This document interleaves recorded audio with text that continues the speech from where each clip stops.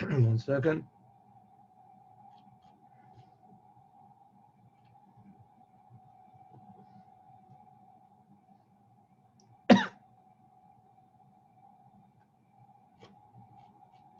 I think we did this yesterday.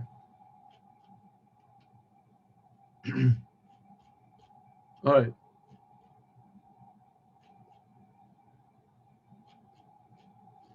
All right, here we go. This is the pasuk that the Tanya is based on. Tanya is based on the sentence. Ki mitzvah azot asher anochi mitzavach hayom. This mitzvah that I'm commanding you today, it's not far away. It's not, I didn't say miraculous, distant from you. It's not far.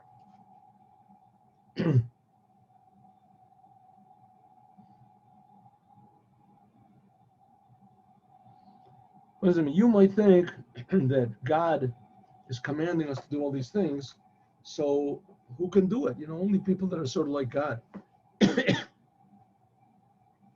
too far away. If a person would tell us to do it, then we could do it. But if God is telling us to do it, so you might think that the only way that I can do God's will is I have to be like a really godly person. I have to be like just totally separate from the world. So it says, this mitzvah that I'm giving you was all the commandments. Some people say this is referring to loving God. Some people say it's doing tshuva. Some people say it's referring to the whole entire Torah. And it's whatever it is, it's not far from you. It's not distant. Okay, this is against our normal understanding. How can you do commandments of God and they're not far away from us? Lo b'shamayim, it's not in heaven. The commandments, they're not up in heaven. Lemor, to say, Mi alelanu hashamayim, who can go to heaven and bring it to us? Yashminu so b'nasa. If he lets us know, then we'll do it. Right? You might think, in order to do what it says in the Torah, that here we have the simple Torah in front of us, and we can't understand it. It's too high. The only way you can do the Torah is we have to send somebody up there, a really spiritual person, and he come down, and he can explain it to us. And basically, this is the idea of Christianity. And they said the Torah is so high, such a high holy thing, we can't possibly understand it. We have to have a really spiritual man that he went up there to heaven, and he can explain to us what the words of the Torah really mean. It can't be that we understand simple meaning. This is not like a newspaper or something. If you really want to understand, you have to have a holy person. This holy person, he can explain it. We have no way of explaining it. It says not so. Lo b'shamayim, the Torah is not in heaven. We can say who's going to go up in heaven, and he can explain it to us, and then we'll do it. Paloma Aver Ayam, it's not on the other side of the sea. Lay more to say, Mial Biavorlano, Taver Ayam, who will go far away, go to India or something, sit on a mountain, and then he can bring it to us, and he can teach us, and then we'll do it. This is what the Tanya is based on. It is very close to you. Okay, this word me'od doesn't seem to be in place. It's very close in your mouth and in your heart to do it. What does it mean, me'od? The Torah is very close to us. What does it mean? What does it mean close, and what does it mean very close? Close is what we are to ourselves. A person is close to himself. Everybody knows for sure that he exists. Right? He, she exists. There's no doubt about it. You wake up in the morning. Who wakes up? I wake up. The most obvious, unquestionable thing that there can possibly be is that I exist. Right? There was a famous French philosopher called Descartes, French philosopher. And he tried to find out what's the basis of all knowledge. How can I be sure of anything? He said we can base knowledge on the fact that because I am aware, therefore I exist. Cogito ergo sum. Because I am aware, that must be that I am existing. There must be somebody who's thinking. Even if I'm dreaming, who is dreaming? It must be so. Therefore, the closest thing to me is me. Well, here the Torah is saying that Hashem is even closer to us than we are to ourselves. Hashem is creating us. Hashem is true awareness, true love, true closeness. So Hashem is infinitely closer to us than we are even to ourselves. How can you approach this? It's in your mouth and your heart to do it. You have to say the words of the Torah. You have to feel as much as you can. And you have to do the commandments. When a person does these things, let's see Rashi. Kikor v'lecha haTorah, the Torah. Nidna lechem was given to you. Bichtav u'bal peh.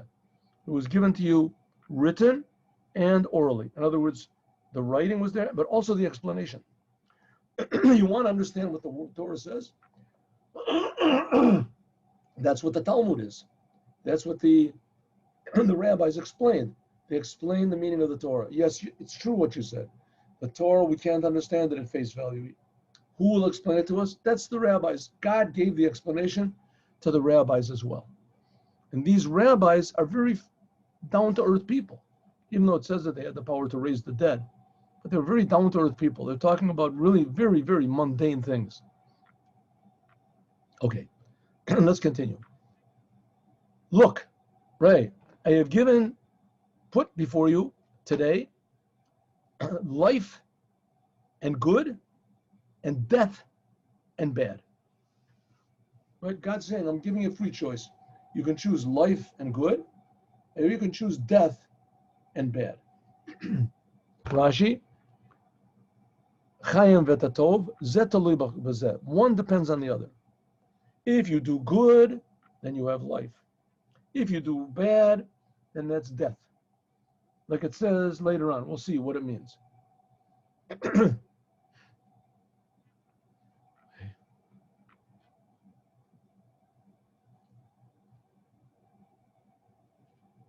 I have put before you life and good, and death and bad. That I'm commanding you today to love God, to go in His ways, to do His commandments, His statutes, His laws, and you will live, and you will increase, and God will bless you on the land that you're coming to inherit. Was that supposed to be the purpose of the land of Israel? What's the purpose of the land of Israel? It's supposed to be a holy land. It's a place where everybody testifies by their action, their speech, even their thoughts, that there is a creator and the creator cares about us and that his Torah is true. That's ideally what it's supposed to be. I think I told you a lot of times, there were people that wrote to the Rebbe saying that they wanted to move to Eretz Yisrael. And the Rebbe said, you should know, you want to move to Eretz Yisrael, it's a very obligating thing. It's not just a place where you can go because life is better there, or there's less anti-Semitism. The place of the going to Eretz Yisrael, it has to be a very, very deep spiritual preparation and accepting on yourself obligation. The Rebbe said, a person has to prepare himself before he comes to the land of Israel. It's a holy place, and you have to make yourself more holy. And the Rebbe had other things also. You can't have to be that you're not, won't be dependent on the government, and that you have what you have what to contribute to the people there, and that also you won't weaken the place from which you're coming. That's what it means, life. What is life? I'm sorry, Rashi. Yes. Okay. If you turn your heart away, velotishman, you don't listen, and you get pushed away, and you bow down to other gods, and you serve them. It's a very interesting thing, you know. And the United Nations is always one of their big pastimes. condemning Israel. And Israel, it's very, very important to Israel what the United Nations says. They must think good. So what's our biggest argument? One of our big...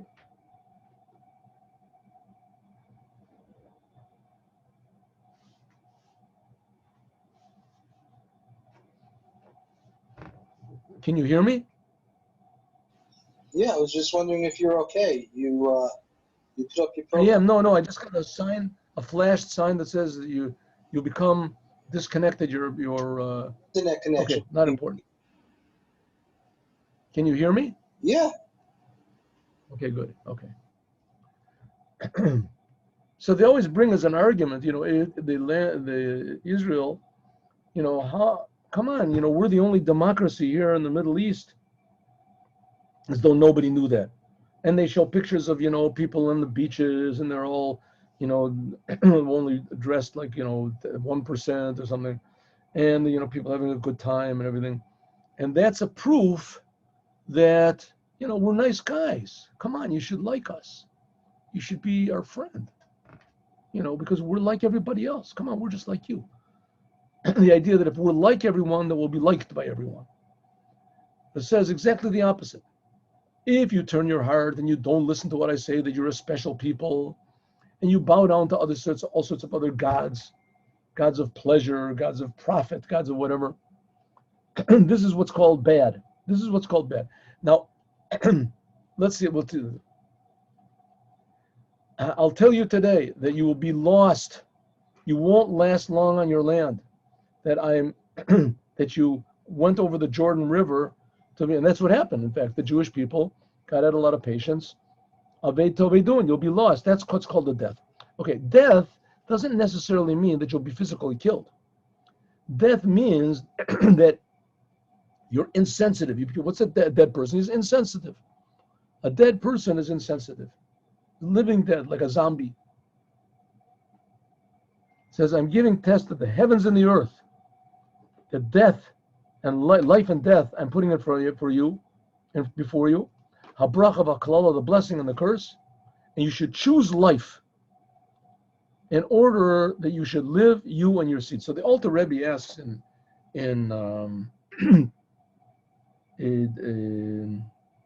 Lakuti Torah, says, what do you mean choose life? The people who go out and they leave the Torah and they want to have enjoyment, they're the ones that are choosing life. They're enjoying things, right? They drive their, whatever is their motorcycle on Shabbos. They do whatever they want. They eat whatever they want. That's real life. It says that's exactly the point. That is exactly the point. The Torah wants you to realize that there's a total different type of life. And that's real life. Life that is directed by the spiritual. Life which is directed by a connection to the Creator. Why should we do it? Because it's the truth. It's a fact. But people don't want that fact.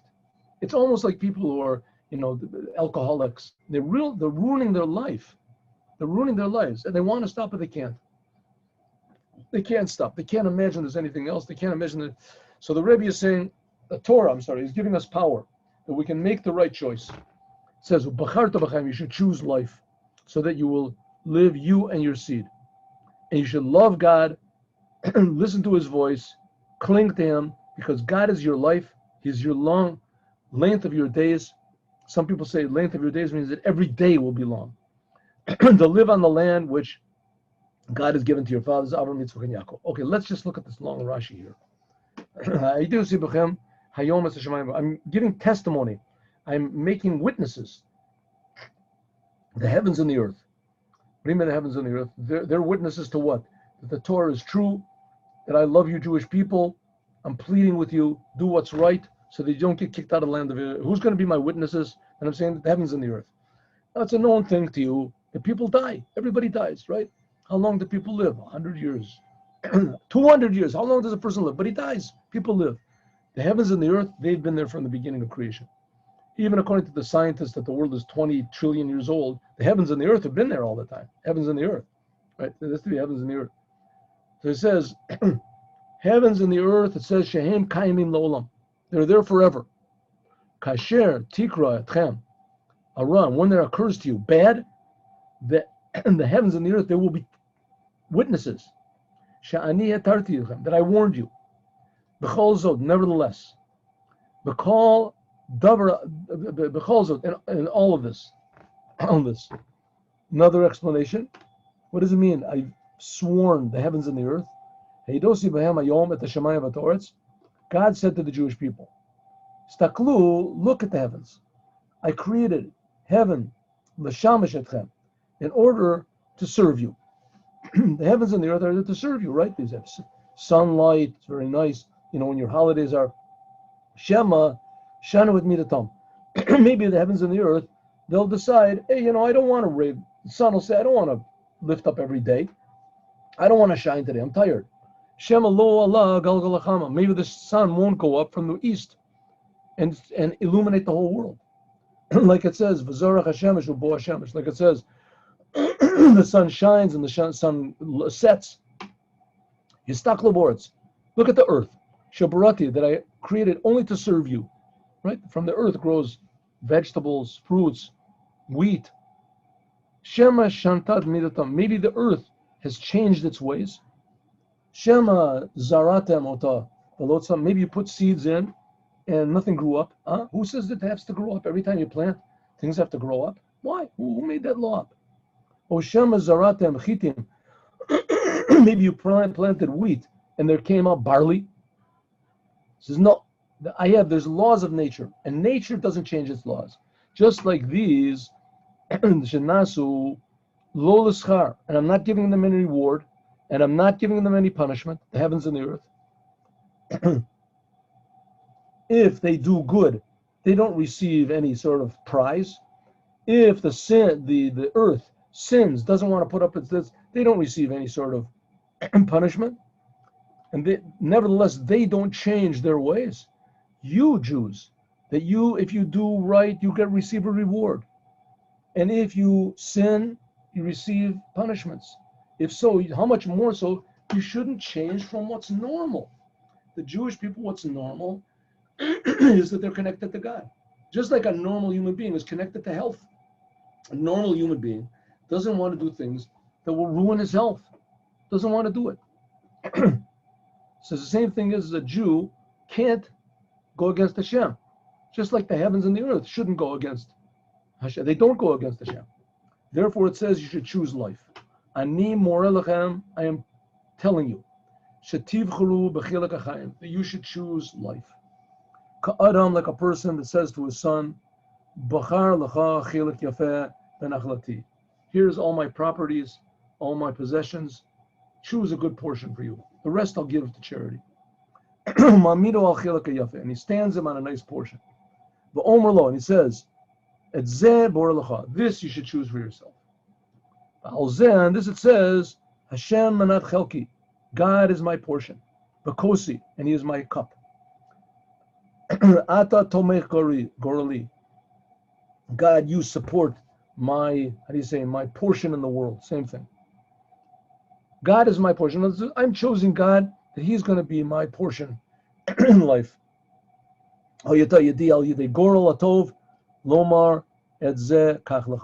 Therefore, I've put my hand on the good portion to tell you this is what you should take. So God is saying, I'm giving you Torah, I'm giving you the commandments. They're really, really good. They're really something wonderful. You do them, you see that life is going to be a better life. It's difficult. Yes, sometimes you're going to have to even pay a price. Sometimes you're going to have to defy the whole world. But nevertheless, it's going to be worth your while. Okay, that's Parshat Nitzavim. Let's go to